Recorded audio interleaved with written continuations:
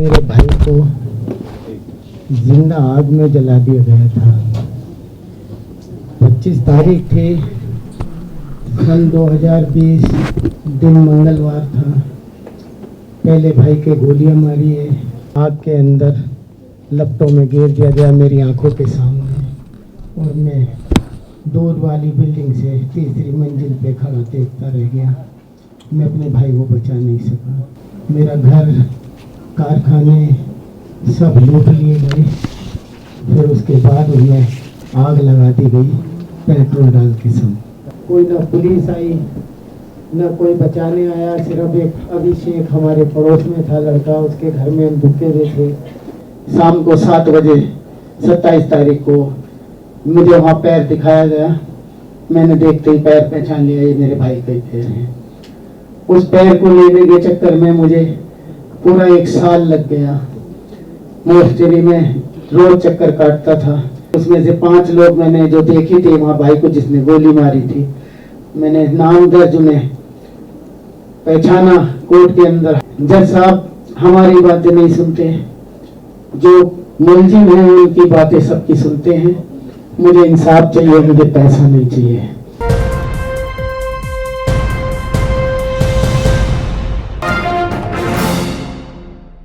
आज 5 साल पूरे हो चुके। मेरे भाई को जिंदा आग में जला दिया गया था। 25 तारीख थी सन 2020, दिन मंगलवार था। पहले भाई के गोलियां मारी है, फिर उनके साथ मारपीट करी और उनको उठा करके आग के अंदर लपटों में गिर दिया गया मेरी आंखों के सामने, और मैं दूर वाली बिल्डिंग से तीसरी मंजिल पे खड़ा देखता रह गया। मैं अपने भाई को बचा नहीं सका। मेरा घर, कारखाने सब लूट लिए गए। फिर उसके बाद उनमें आग लगा दी गई पेट्रोल डाल के सब। उसके अंदर गाड़ी, कारखाने सब जला दिया, राख कर दिया।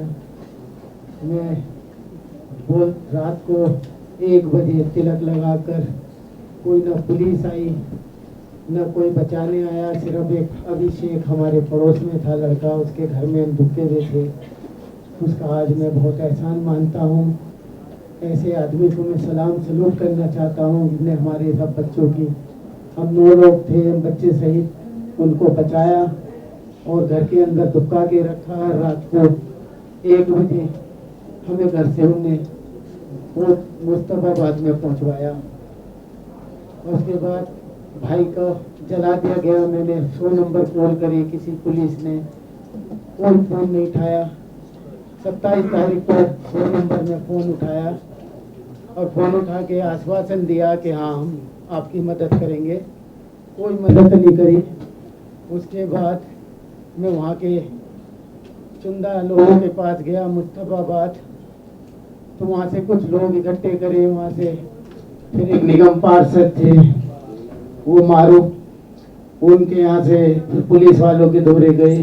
मैंने उन्हें बताया कि मेरा भाई यहाँ जिंदा आग में डाला है और उनका पता नहीं क्या हाल है, कैसा है मुझे नहीं पता।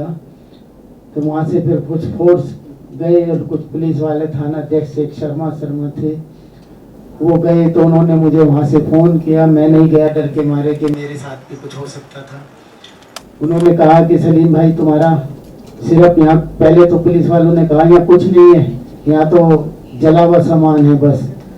फिर जब मैंने कहा कि मैंने अपने भाई को खुद देखा है, यहाँ पर मेरी आंखों के सामने जिंदा उन्हें आग में डाला है गोली मार के, तो पुलिस वालों ने 10 मिनट बाद फोन करा। फोन करने के बाद फिर कहते हैं कि आपके भाई का एक पैर मिला है। कह लेंगे क्या आप पहचान लेंगे? मैं पहचान लूँगा। मैं अपने भाई को बचपन से साथ रहा हूँ, मैं अपने भाई का एक अंक पहचान लूँगा। जब वो पैर को कट्टे में डाल के GTV मोर्चे में ले गए, शाम को 7 बजे 27 तारीख को मुझे वहाँ पैर दिखाया गया। मैंने देखते ही पैर पहचान लिया, ये मेरे भाई का ही पैर है। उस पैर को लेने के चक्कर में मुझे पूरा 1 साल लग गया। मोर्चरी में रोज चक्कर काटता था। मुझे वो पैर 1 साल के बाद मिला, मेरा DNA दिया, चेक कराया, हॉस्पिटल जाता, मैं थक गया जाते जाते।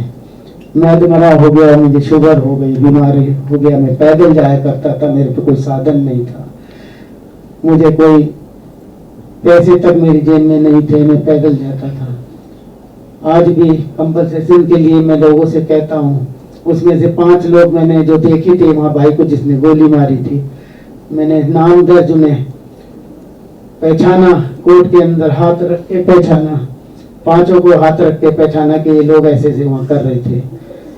जज साहब हमारी बातें नहीं सुनते, जो मुलजिम हैं उनकी बातें सबकी सुनते हैं, और हम अगर बोलते हैं, जैसे हम बताते हैं कि जज साहब ऐसे हुआ था, इन लोगों ने ऐसे ऐसे करा था, तो कहते थे आप चुप रहिए, मैंने आपसे जो पूछा वो बोलिए, बाकी चुप रहे।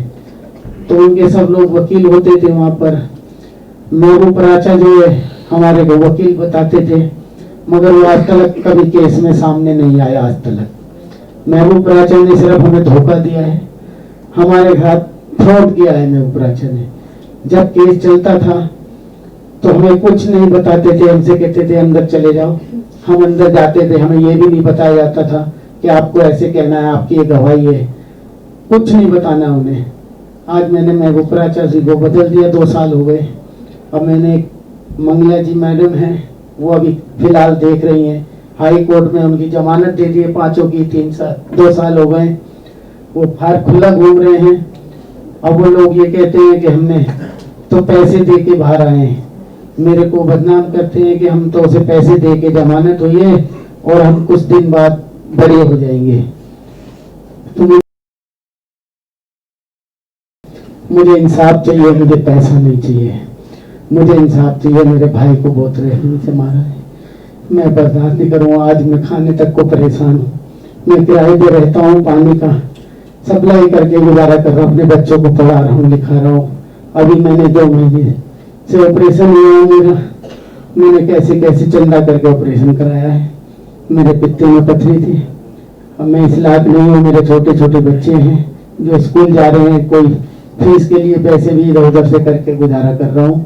कंपनसेशन के लिए बहुत मरतबा कई बार गया, कोई जवाब नहीं आता। ITO के भी चक्कर काटे, कई जगह गया हूँ, कोर्ट कचहरी थाना कोई नहीं सुनता है।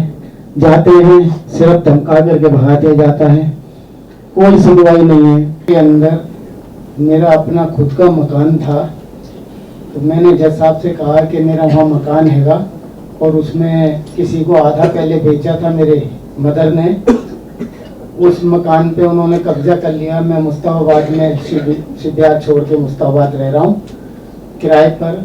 वहाँ डर लगता है कि कल को बच्चों के साथ कुछ हो सकता है या मेरे साथ भी कुछ हो सकता है। उन्होंने उस मकान के पेपर बनवा के और उस मकान पे कब्जा कर लिया। मैं वहाँ गया तो मेरे साथ मारपीट की। मैंने जज साहब से कहा कि ऐसे ऐसे मेरा मकान है, कहने लगे तो आपका मकान है तो आप पेपर लाइए, आपका मकान दिला देंगे।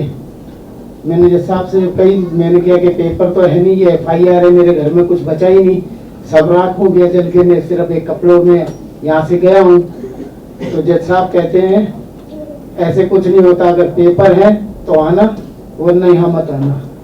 तो केस में जज साहब तक इस बात को कह दिया, आज वो कब्जा करके जमीन को बैठा हुआ है हमारी, उसे कोई छुड़ाने वाला नहीं है, ना कोई केस लड़ने के लिए। हर क्या आदमी कहता कि पेपर लाइए, पेपर मेरे पास है नहीं। मेरे मकान को हर आदमी वहाँ बता देगा ये मकान किसका, सलीम भाई का ये मकान है। उसने पुराने पेपर बनवा लिए, और उनकी जो मैडम है जिनने कब्जा करा है वो जज साहब के साथ काम करती हैं, तो उन्होंने वो पेपर पुराने बना करके वो दिखा दिए कि ये पेपर मैंने, ये हमें बेच दी गई है। वो झूठ बोल के मेरी जमीन कब्जा रखी है। मैं शिबियार में नहीं जाता हूँ, मैं 35 साल से शिबियार में रह रहा था। तो मेरी जमीन अगर करा सके कोई तो मेहरबानी।